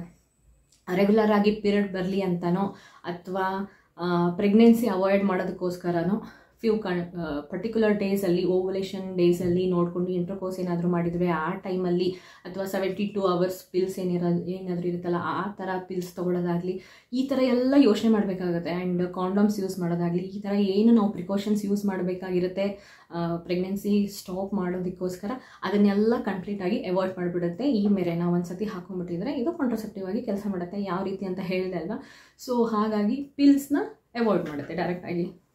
So ಪಿಲ್ಸ್ನ avoid ಮಾಡೋದ್ರಿಂದ ಏನು ಗೊತ್ತಾ, ಪಿಲ್ಸ್ ತೊಗೊಳೋದ್ರಿಂದ ನಾವಿಲ್ಲಿ ಓರಲ್ಲಿ ತೊಗೊತೀವಲ್ವ, ಸೊ ನಮ್ಮ ದೇಹದ ಒಳಗಾಸಿಂದ ಅದು ಪಿಲ್ಸ್ ಹೋಗಿ ಆಮೇಲೆ ಯೂಟ್ರಸ್ಗೆ ರೀಚ್ ಆಗುತ್ತೆ. ಆಯಿತಾ. ಸೊ ಹಾಗಾಗಿ ಥ್ರೂ ಬಾಡಿ ಇದು ಫ್ಲೋ ಆಗೋದ್ರಿಂದ ಡಿಫ್ರೆಂಟ್ ಆಗಿರೋ ಸೈಡ್ ಎಫೆಕ್ಟ್ಸ್ನ ಈ ಕಾಂಟ್ರಸೆಪ್ಟಿವ್ ಪಿಲ್ಸು ಮಾಡುತ್ತೆ. ಹೇಗೆ ಅಂತಂದರೆ ತಲೆ ತಿರುಗೋದು, ಬ್ರೆಸ್ಟ್ ಟೆಂಡರ್ನೆಸ್ ಆಗಿರ್ಬೋದು, ವಾಂತಿ ಬಂದಂಗೆ ಆಗೋದು, ರ್ಯಾಷಸ್ ಆಗಿರ್ಬೋದು, ಪಿಂಪಲ್ಸ್ ಆಗಿರ್ಬೋದು, ಹಾರ್ಮೋನಲ್ ಇಂಬ್ಯಾಲೆನ್ಸಸ್ ಆಗಿರ್ಬೋದು, ಇದನ್ನೆಲ್ಲ ಫಾರ್ಮ್ ಮಾಡೋಕ್ಕೆ ಸ್ಟಾರ್ಟ್ ಮಾಡುತ್ತೆ ಕಾಂಟ್ರಸೆಪ್ಟಿವ್ ಪಿಲ್ಸ್. ಬಟ್ ಈ ಮಿರೆನಾ ಏನು ಮಾಡುತ್ತೆ, ಯೂಟ್ರಸ್ ಒಳಗಡೆ ಮಾತ್ರ ಕೆಲಸ ಮಾಡುತ್ತೆ. ಇದು ಯಾಕಂದರೆ ಆಲ್ರೆಡಿ ಯೂಟ್ರಸ್ ಒಳಗಡೆ ಇರುತ್ತೆ. ಸೊ ಯೂಟ್ರಸ್ ಒಳಗಡೆ ತನ್ನ ಕೆಲಸ ಏನು ಮಾಡಬೇಕಾಗಿರುತ್ತೆ ಅದನ್ನು ಮಾಡ್ಕೊಳುತ್ತೆ. ಸೊ ಓವರ್ ಆಲ್ ಬಾಡಿ ಮೇಲೆ ತನ್ನ ಎಫೆಕ್ಟ್ನ ಬೀರೋದಿಲ್ಲ. ಆಯಿತಾ. ಸೊ ಹಾಗಾಗಿ ಈ ಥರ ಸೈಡ್ ಎಫೆಕ್ಟ್ಸ್ ಎಲ್ಲ ಇರುತ್ತಲ್ಲ, ಪಿಲ್ಸಿಂದ ಆಗುವಂತಹ ಸೈಡ್ ಎಫೆಕ್ಟ್ಸು ಈ ಮಿರೆನಾಯಿಂದ ಆಗೋದಿಲ್ಲ. ಆಯಿತಾ. ಸ್ಟ್ರೈಟ್ ಅವೇ ಎಲಿಮಿನೇಟ್ ಆಗಿಬಿಡುತ್ತೆ. ಆ್ಯಂಡ್ ನೆಕ್ಸ್ಟ್ ಏನು, ಹೆವಿ ಬ್ಲೀಡಿಂಗ್ ಆಗೋದಿಲ್ಲ. ಯಾಕೆ ಅಂತಂತಂದರೆ ಎಂಡೋಮೆಟ್ರಿಯಮ್ಮೇ ಸರಿಯಾಗಿ ಫಾರ್ಮ್ ಆಗಲ್ಲ ಅಲ್ವಾ, ಥಿನ್ನಾಗಿ ಫಾರ್ಮ್ ಆಗುತ್ತೆ. ಸೊ ಹಾಗಾಗಿ ಹೆವಿ ಬ್ಲೀಡಿಂಗ್ ಅವಾಯ್ಡ್ ಆಗುತ್ತೆ. ಆ್ಯಂಡ್ ಕ್ರ್ಯಾಂಪ್ಸ್ ಅವಾಯ್ಡ್ ಆಗುತ್ತೆ, ಕ್ಲಾಟ್ಸ್ ಕೂಡ ಅವಾಯ್ಡ್ ಆಗುತ್ತೆ. ಆ್ಯಂಡ್ ಎಂಡೋಮೆಟ್ರಿಯೋಸಿಸ್ ಥರದ್ದೇನಾದರೂ ಪ್ರಾಬ್ಲಮ್ ಇತ್ತು ಅಂತಂದರೆ ಅದು ಕೂಡ ಮಿರೆನಾಯಿಂದ ಅವಾಯ್ಡ್ ಆಗುತ್ತೆ. ಆಯಿತಾ. ನೆಕ್ಸ್ಟು ಇದು ತುಂಬ ಸಣ್ಣದಿರೋದ್ರಿಂದ ನಿಮಗೆ ಅನ್ಕಂಫರ್ಟ್ ಫೀಲ್ ಕೂಡ ಆಗೋದಿಲ್ಲ. ಅದು ಎಲ್ಲಿದೆ ಅನ್ನೋ ಸಹಿತ ನಿಮಗೆ ಗೊತ್ತಾಗೋದಿಲ್ಲ. ನಮ್ಮ ಬಾಡಿನೊಳಗಿದ್ರೂ ಎಲ್ಲಿದೆ ಅನ್ನೋ ಇದು ಕೂಡ ಆಗೋದಿಲ್ಲ. ಆಯಿತಾ. ಪಿಲ್ಸ್ ತೊಗೊತಾ ಇದ್ರೆ ನಿಮ್ಗೆ ಲಿಟ್ರಲಿ ಗೊತ್ತಾಗುತ್ತೆ, ನೆನ್ಪಿಟ್ಕೋಬೇಕು, ಕರೆಕ್ಟಾಗಿ ತೊಗೋಬೇಕು, ಒಂದು ದಿವಸನೂ ಸ್ಕಿಪ್ ಮಾಡೋ ಹಾಗಿಲ್ಲ. ಇದೆಲ್ಲ ಏನಿರುತ್ತೆ ಅದೆಲ್ಲ ಅವಾಯ್ಡ್ ಆಗುತ್ತೆ. ಆ್ಯಂಡ್ ತುಂಬ ಎಫೆಕ್ಟಿವ್. ಯಾಕೆ ಅಂತಂತಂದರೆ ಹೇಗೆ ಇದು ಕಾಂಟ್ರಸೆಪ್ಟಿವ್ ಆಗಿ ಕೆಲಸ ಮಾಡುತ್ತೆ ಅಂತ ಹೇಳಿದ್ನಲ್ವಾ. ಸೊ ಕಂಪ್ಲೀಟಾಗಿ 3 ಸ್ಟೆಪ್ಪಲ್ಲಿ ಪ್ರೆಗ್ನೆನ್ಸಿನ ಅವಾಯ್ಡ್ ಮಾಡುತ್ತೆ. ಆಯಿತಾ. ಒಂದೊಂದು ಸತಿ ಹೇಳೋದನ್ನು ಕೇಳಿರ್ಬೋದು ನೀವು. ನೋಡಿ, ನಾನು ಪೀರಿಯಡ್ ಆಗೋದಕ್ಕೆ ಟ್ಯಾಬ್ಲೆಟ್ಸ್ ತೊಗೊಂಡಿದ್ದೆ ಅಂದ್ರೂ ಕನ್ಸೀವ್ ಆಗಿದ್ದೀನಿ ಅಂತಂತ ಹೇಳ್ತಾರೆ ಕೆಲವೊಂದಿಷ್ಟು ಜನ. ಆಯಿತಾ. ಸೊ ಆ ಥರ ಚಾನ್ಸಸ್ಸು ಮಿರೆನಾದಲ್ಲಿ ಇರೋದಿಲ್ಲ ಯೂಶ್ವಲ್ ಆಗಿ. ಸೊ ಡೈಲಿ ಬೇಸಿಸ್ ಮೇಲೆ ತೊಗೋಬೇಕು ಅನ್ನೋದಾಗಲಿ, ಓವ್ಯುಲೇಷನ್ ಟೈಮಲ್ಲಿ ನಾವು ಜೊತೆಗೆ ಇರಬಾರ್ದು ಅನ್ನೋದಾಗಲಿ, ಪ್ರೊಟೆಕ್ಷನ್ ಯೂಸ್ ಮಾಡಬೇಕು ಅನ್ನೋದಾಗಲಿ, ಇವು ಯಾವುದೂ ಇರೋದಿಲ್ಲ. ಫುಲ್ ಫ್ರೀ ಮಜ್ಜಾ ಮಾಡ್ಬೋದು. ಆಯಿತಾ. ಏನು ತಲೆ ಕೆಡಿಸ್ಕೊಳ್ಳೋ ಅಷ್ಟು ಅವಶ್ಯಕತೆ ಇಲ್ಲ. ಆರಾಮಾಗಿ ಫ್ರೀಯಾಗಿ ಇರಬಹುದು. ಆ್ಯಂಡ್ ಇನ್ನೊಂದು ಇಂಪಾರ್ಟೆಂಟ್ ಏನು ಗೊತ್ತಾ, ಇದು ಕಾಂಟ್ರಸೆಪ್ಟಿವ್ ಪಿಲ್ಸ್ ತೊಗೊಳೋದ್ರಿಂದ ಫರ್ಟಿಲಿಟಿ ಸಿಕ್ಕಾಪಟ್ಟೆ ಎಫೆಕ್ಟ್ ಆಗಿಬಿಡುತ್ತೆ. ನೀವು ಕೆಲವೊಂದಿಷ್ಟು ಜನದ್ದು ರೆಗ್ಯುಲರ್ ಆಗಿ ಪೀರಿಯಡ್ಸ್ ಇರುತ್ತಲ್ಲ, ಅಂಥವ್ರು ಏನಾದರೂ ಹಬ್ಬ ಇದೆನೋ ಅಥವಾ ಏನಾದರೂ ಫಂಕ್ಷನ್ ಇದೆ ಅಂತ ಹೇಳ್ಬಿಟ್ಟು 1 ಟ್ಯಾಬ್ಲೆಟು ಇಲ್ಲ 2 ಟ್ಯಾಬ್ಲೆಟ್ಸ್ ತೊಗೊಂಡಿರ್ತಾರೆ. ಅಷ್ಟಕ್ಕೇ ಅವ್ರದ್ದು ಎಷ್ಟು ಮುಂದಕ್ಕೆ ಹೋಗ್ಬಿಟ್ಟಿರುತ್ತೆ ಪೀರಿಯಡ್ ಅಂತಂದರೆ ನೆಕ್ಸ್ಟ್ ಮಂತ್ ಕೂಡ ಅಫೆಕ್ಟ್ ಆಗುತ್ತೆ. Next month with cramps, leg pain, ಇದು ಏನೋ ಸೊಂಟ ನೋವು, ಬೆನ್ನೋವು, ಹೆವಿ ಬ್ಲೀಡಿಂಗು ಅಂತ ಒದ್ದಾಡ್ಬಿಡ್ತಾರೆ ಅವರು, ಆಯಿತಾ. ಸೊ ಅಂಥದ್ದೆಲ್ಲ ಇದರಲ್ಲಿ ಆಗೋದಿಲ್ಲ. ನೀವೇನಾದರೂ ಕಾಂಟ್ರಸೆಪ್ಟಿವ್ ಪಿಲ್ಸ್ನ ತೊಗೊಂಡು ಬಿಟ್ರಿ ಅಂತಂತಂದರೆ ತುಂಬ ಎಫೆಕ್ಟ್ ಇರುತ್ತೆ. ಆದರೆ ಮಿರೆನ ಹಾಕಿಸ್ಕೊಂಡವಾಗ ನಿಮಗೆ ಹೆಲ್ಪೇ ಆಗುತ್ತೆ. ಅದನ್ನು ರಿಮೂವ್ ಮಾಡಿದ್ಮೇಲೂ ಕೂಡ ಇಮ್ಮಿಡಿಯೇಟಾಗಿ ನಿಮ್ಮ ಫರ್ಟಿಲಿಟಿ ಅಂದರೆ ವಿದಿನ್ ಅ ಮಂತ್ ಆಲ್ಸೋ ನೀವು ಮತ್ತೆ ಟ್ರೈ ಮಾಡಿದ್ರೆ ಪ್ರೆಗ್ನೆಂಟ್ ಕೂಡ ಆಗಬಹುದು. ಎಲ್ಲನೂ ಕರೆಕ್ಟಾಗಿತ್ತು ಅಂತಂತಂದರೆ ಕನ್ಸೀವ್ ಕೂಡ ಆಗ್ಬೋದು. ಸೊ ನಿಮ್ಮ ಫರ್ಟಿಲಿಟಿ ಏನೂ ಅಫೆಕ್ಟ್ ಆಗೋದಿಲ್ಲ like other contraceptive methods. So ಏನೇನೆಲ್ಲ ಬೆನಿಫಿಟ್ಸು ಅನ್ನೋದು ಗೊತ್ತಾಯ್ತಲ್ವಾ. ಸೊ ಇದನ್ನು ಹಾಕಿಸ್ಕೊಳ್ಳೋದಂದ್ರೆ ಹಾಕ್ಸ್ಕೊಂಡ್ಬಿಟ್ಟಿದ್ದೀವಿ. ಯಾವಾಗ ಅದನ್ನು ರಿಮೂವ್ ಮಾಡಬೇಕು? ಯೂಶ್ವಲ್ ಆಗಿ 5 years ಆದಮೇಲೆ ಅದರದ್ದು ಎಕ್ಸ್ಪೈರಿ ಡೇಟ್ ಬಂದವಾಗ ಅದನ್ನು ರಿಮೂವ್ ಮಾಡಬೇಕು. ಒಂದು ಇಲ್ಲ ಅದಕ್ಕಿಂತ ಮುಂಚೆ ಏನಾದರೂ ನಿಮಗೆ ಪ್ರೆಗ್ನೆಂಟ್ ಆಗಬೇಕು ಅನ್ನೋಂತಹ ಆಸೆ ಬಂತು ಅಂತಂತಂದರೆ, ನೀವು ಪ್ರೆಗ್ನೆನ್ಸಿ ಪ್ಲ್ಯಾನ್ ಮಾಡಬೇಕು ಅಂತ ಅಂದ್ಕೊಂಡ್ರಿ ಅಂತಂತಂದರೆ at any point of time within 5 years ನಿಮ್ಗೆ ಅದನ್ನು ರಿಮೂವ್ ಮಾಡಬೇಕು ಮಾಡಿದ್ರೆ ಮಾತ್ರ ಪ್ರೆಗ್ನೆಂಟ್ ಆಗ್ತಾರೆ, ಆಯಿತಾ. ಸೊ ನೀವು ಯಾವಾಗ ಪ್ರೆಗ್ನೆನ್ಸಿನ ಪ್ಲ್ಯಾನ್ ಮಾಡ್ತೀರಾ ಇಮಿಡಿಯೇಟಾಗಿ ಆ ಟೈಮಲ್ಲಿ ಈ 1-2 ವರ್ಷ ಹಾಕಿಸ್ಕೊಂಡಿದ್ದೀರಾ, 2 ವರ್ಷ ಆದಮೇಲೆ ಆಯಿತು ಸಾಕು ನಾವು ಲೈಕ್ ಪ್ರೆಗ್ನೆನ್ಸಿ ಪ್ಲ್ಯಾನ್ ಮಾಡೋಣ ಅಂತ ಅನ್ನಿಸ್ತು ಅಂತಂತಂದರೆ ಇಮಿಡಿಯೇಟಾಗಿ ಅದನ್ನು ತೆಗೆಸ್ಬಿಟ್ರೆ ನೀವು ಪ್ರೆಗ್ನೆನ್ಸಿಗೆ ಟ್ರೈ ಮಾಡಬಹುದು. ಮತ್ತೆ ಯಾವಾಗ ತೆಗೆಸ್ಬೇಕು ಅಂತಂತಂದರೆ ಸೈಡ್ ಎಫೆಕ್ಟ್ಸು ಅದನ್ನು ಹಾಕಿಸ್ಕೊಂಡಾಗ ಯೂಶ್ವಲ್ ಆಗಿ ಹೆವಿ ಬ್ಲೀಡಿಂಗ್ ಆಗೋದಿಲ್ಲ. ಆದ್ರೂ ನಿಮ್ಗೇನಾದರೂ ಹೆವಿ ಬ್ಲೀಡಿಂಗ್ ಆಗ್ತಾಯಿತ್ತು, ಹೆವಿ ಕ್ರ್ಯಾಂಪ್ಸ್ ಆಗ್ತಾಯಿತ್ತು, ನೋವು ಆಗ್ತಾಯಿತ್ತು, ಲೋವರ್ ಅಬ್ಡೋಮೆನ್ ಏರಿಯಾನಲ್ಲಿ ನಿಮ್ಗೇನಾದರೂ ತುಂಬ ನೋವು ಆಗ್ತಾಯಿತ್ತು ಅಂತಂತಂದರೆ ಆ ಟೈಮಲ್ಲಿ ಈ ಮಿರೆನನ್ನು ತೆಗೆಸ್ಬಹುದು. ನೆಕ್ಸ್ಟು ಪೆಲ್ವಿಕ್ ಏರಿಯಾನಲ್ಲಿ ಏನಾದರೂ ಇನ್ಫೆಕ್ಷನ್ ಆಯಿತು ಅಂತಂದರೆ ಅಥವಾ ಸೆಕ್ಷುವಲಿ ಟ್ರಾನ್ಸ್ಮಿಟೆಡ್ ಡಿಸೀಸಸ್ ಏನಾದರೂ ಬಂತು ಅಂತಂದರೆ ಆರ್ ಹೈ BP ಏನಾದರೂ ಬಂತು ಅಂತಂತಂದರೆ ಈ ಥರ ಸಿಚುವೇಶನ್ಸಲ್ಲಿ ಮಿರೆನನ ಇಮಿಡಿಯೇಟಾಗಿ ತೆಗೆಸ್ಬೇಕು. ಮಿರೆನನ ಯೂಟ್ರಸ್ ಒಳಗಡೆಗೆ ಪರ್ಟಿಕ್ಯುಲರ್ ಪೊಸಿಷನ್ನಲ್ಲಿ ಹಾಕಿರ್ತಾರೆ, ಆಯಿತಾ. ಈ ಪ್ಲೇಸ್ನ ಬಿಟ್ಟು ಮಿರೆನ ಏನಾದರೂ ಬೇರೆ ಪ್ಲೇಸಿಗೆ ಮೂವ್ ಆಯಿತು ಅಂತಂದರೆ ಅಥವಾ ಮುರಿತು ಒಳಗಡೆಗೆ ಏನಾದರೂ ಮುರಿತು ಅಂತಂದರೆ ಆ ಟೈಮಲ್ಲಿ ಈ ಮಿರೆನನ್ನು ರಿಮೂವ್ ಮಾಡಬೇಕಾಗತ್ತೆ, ಆಯಿತಾ. ಅದರ್ ದನ್ ದಿಸ್ ಯಾವಾಗ ರಿಮೂವ್ ಮಾಡಬೇಕು ಅಂತಂತಂದರೆ ಮಿರೆನ ಹಾಕಿಸ್ಕೊಂಡಿದ್ದೀರಾ ಅಂದ್ರೂ ನೀವೇನಾದರೂ ಪ್ರೆಗ್ನೆಂಟ್ ಆಗಿದ್ದೀರಾ ಅನ್ನೋದೇನಾದರೂ ಆಯಿತು ಅಂತಂತಂದರೆ ಇಮಿಡಿಯೇಟಾಗಿ ಈ ಮಿರೆನನ್ನು ರಿಮೂವ್ ಮಾಡಿಸ್ಬೇಕು. ಅದು ಏನು ಗೊತ್ತಾ, ಮಿರೆನ ಇದ್ದೂ ನೀವೇನಾದರೂ ಪ್ರೆಗ್ನೆಂಟ್ ಆದ್ರಿ ಅಂತಂತಂದರೆ ಮೋಸ್ಟ್ ಆಫ್ ದಿ ಕೇಸಸ್ಸಲ್ಲಿ ಅದು ಎಕ್ಟೋಪಿಕ್ ಪ್ರೆಗ್ನೆನ್ಸಿ ಆಗುವಂತಹ ಚಾನ್ಸಸ್ಸೇ ಜಾಸ್ತಿ ಇರುತ್ತೆ, ಆಯಿತಾ. ಸೊ ಹಾಗಾಗಿ ಇಮಿಡಿಯೇಟಾಗಿ ಅದನ್ನು ಟ್ರೀಟ್ ಮಾಡಬೇಕು ಅಂತಂತಂದರೆ ಮಿರೆನನ್ನು ರಿಮೂವ್ ಮಾಡಿಸ್ಬೇಕು. ಹಾಗೇನು ಆ ಟೈಮಲ್ಲೂ ಕೂಡ ಪ್ರೆಗ್ನೆನ್ಸಿ ಉಳ್ಕೊಳ್ಳೋದಿಲ್ಲ. ಸೊ ಇಷ್ಟೆಲ್ಲ ಬೆನಿಫಿಟ್ಸ್ ಇದೆ ಮಿರೆನಾಯಿಂದ. ಆ್ಯಂಡ್ ನಮಗೀಗ ಸದ್ಯಕ್ಕೆ ಮಗು ಬೇಡ, ನನಗೆ ಹೆವಿ ಬ್ಲೀಡಿಂಗ್ ಆಗ್ತಾಯಿದೆ, ನಾವು ಇದನ್ನು ಕಾಂಟ್ರಾಸೆಪ್ಟಿವ್ ಆಗಿ ಯೂಸ್ ಮಾಡಬೇಕು ಅಂತಂತ ಹೇಳಿ ಇದನ್ನು ಮಿರೆನನ್ನು ಹಾಕಿಸ್ಕೋಬೇಕು.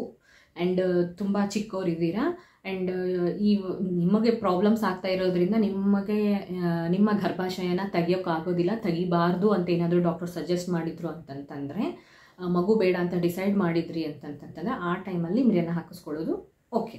ಬಟ್ ಎಲ್ಲರಿಗೂ ಮಿರೆನ ಹಾಕ್ತಾರಾ ಅಂತಂತ ಕೇಳಿದ್ರೆ ಖಂಡಿತವಾಗ್ಲೂ ಇಲ್ಲ. ಕೆಲವೊಂದಿಷ್ಟು ಜನಕ್ಕೆ ಮಿರೆನನ್ನು ಸಜೆಸ್ಟ್ ಮಾಡೋದಿಲ್ಲ. ಸೊ ಯಾವೆಲ್ಲ ಕೇಸಸಲ್ಲಿ ಮಿರೆನನ್ನು ಸಜೆಸ್ಟ್ ಮಾಡೋದಿಲ್ಲ ಅಂತಂತಂದರೆ, ಬೈ ಬರ್ತೆ ಯೂಟ್ರಸ್ ಕ್ಯಾವಿಟಿ ಏನಾದರೂ ಶೇಪಲ್ಲಿ ಇಲ್ಲದೇ ಇದ್ದರೆ, ಒರಿಜಿನಲ್ ಯೂಟ್ರಸ್ ಶೇಪ್ ಏನಿರಬೇಕು ಹಾಗಿಲ್ದಿರ ಬೇರೆ ಶೇಪಲ್ಲಿ ಸೈಜಲ್ಲಿ ಇತ್ತು ಅಂತಂತಂದರೆ ಮಿರೆನ ಹಾಕಿಸ್ಕೊಳ್ಳಿ ಅಂತ ಸಜೆಸ್ಟ್ ಮಾಡೋದಿಲ್ಲ ಡಾಕ್ಟರ್ಸ್. ನಿಮಗೇನಾದರೂ ಫೈಬ್ರಾಯ್ಡ್ಸ್ ಇತ್ತು, ತುಂಬ ದೊಡ್ಡ ಫೈಬ್ರಾಯ್ಡ್ಸ್, ಚಿಕ್ಕ ಫೈಬ್ರಾಯ್ಡ್ಸು ಯೂಟ್ರಸ್ ಶೇಪ್ನ ಏನೂ ಡಿಸ್ಟರ್ಬ್ ಮಾಡೋದಿಲ್ಲ ಯೂಶ್ವಲ್ ಆಗಿ. ಬಟ್ ತುಂಬ ದೊಡ್ಡ ಫೈಬ್ರಾಯ್ಡ್ಸ್ ಇದ್ದು ಅದು ನಿಮ್ಮ ಯೂಟ್ರಸ್ ಕ್ಯಾವಿಟಿ ಏನಿದೆ, ನಿಮ್ಮ ಗರ್ಭಾಶಯನ್ನೇನಾದರೂ ಶೇಪ್ನ ಡಿಫರ್ ಮಾಡ್ತಾ ಇದೆ, ಒಳಗಡೆ ಪೋರ್ಷನ್ ಒಳಗೆ ಫುಲ್ ಯೂಟ್ರಸ್, ಈ ಪಿಕ್ಚರ್ ನೋಡಿದ್ರೆ ನಿಮ್ಗೆ ಅರ್ಥ ಆಗುತ್ತೆ, ಈ ಥರ ಏನಾದರೂ ಇತ್ತು, ತುಂಬ ದೊಡ್ಡ ಫೈಬ್ರಾಯ್ಡ್ಸ್ ಇದ್ದು ನಿಮ್ಮ ಯೂಟ್ರಸ್ ಶೇಪ್ ಆ್ಯಂಡ್ ಸೈಜ್ನೇ ಅದು ಅಫೆಕ್ಟ್ ಮಾಡ್ತಾ ಇದೆ ಅಂತಂತಂದರೆ ಆ ಟೈಮಲ್ಲಿ ಮಿರೆನನ್ನು ಹಾಕೋದಿಲ್ಲ. ಯಾಕಂತಂದರೆ ಈ ಫೈಬ್ರಾಯ್ಡ್ಸು ಇನ್ನೂ ದೊಡ್ಡದಾಗಿ ಬೆಳೆದು ಇನ್ನೂ ನಿಮ್ಮ ಯೂಟ್ರಸ್ನ ಶೇಪ್ನ ಹಾಳು ಮಾಡುತ್ತೆ, ಆಯಿತಾ. ಸೊ ಮಿರನ ಹಾಕಿನೂ ಕೂಡ ಯೂಸ್ ಆಗಲ್ಲ, ಉಲ್ಟಾ ಅದು ಬ್ರೇಕ್ ಆಗ್ಬೋದು ಅಥವಾ ಮಿಸ್ಪ್ಲೇಸ್ ಆಗಬಹುದು.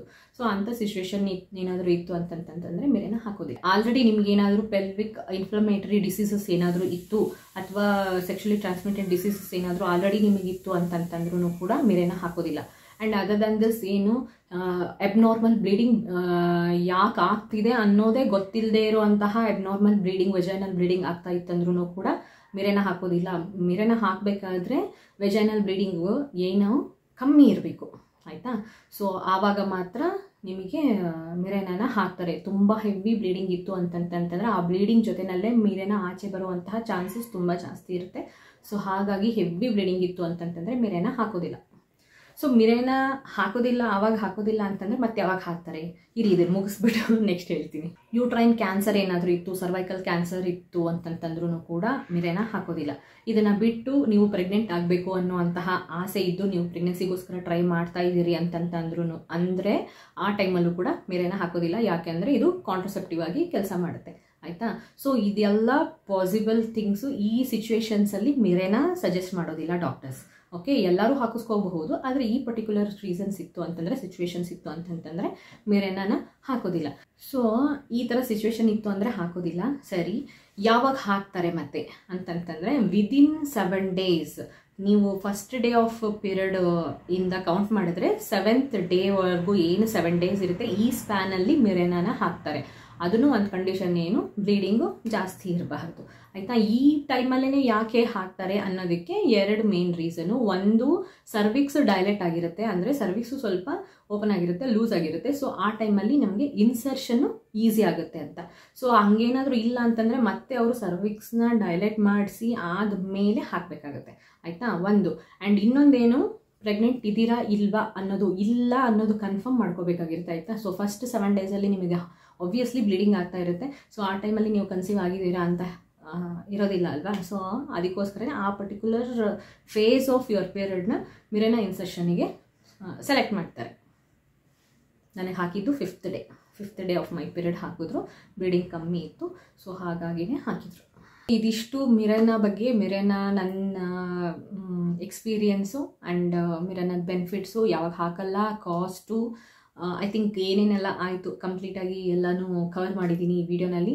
ಆ್ಯಂಡ್ ಇದ್ರ ಬಗ್ಗೆ ನಿಮ್ಗೆ ಏನಾದರೂ ಡೌಟ್ ಇತ್ತು ಅಂತಂತಂದರೆ ಕಮೆಂಟ್ ಬಾಕ್ಸಲ್ಲಿ ತಿಳಿಸಿ, ಉತ್ತರ ಕೊಡೋದಕ್ಕೆ ಟ್ರೈ ಮಾಡ್ತೀನಿ.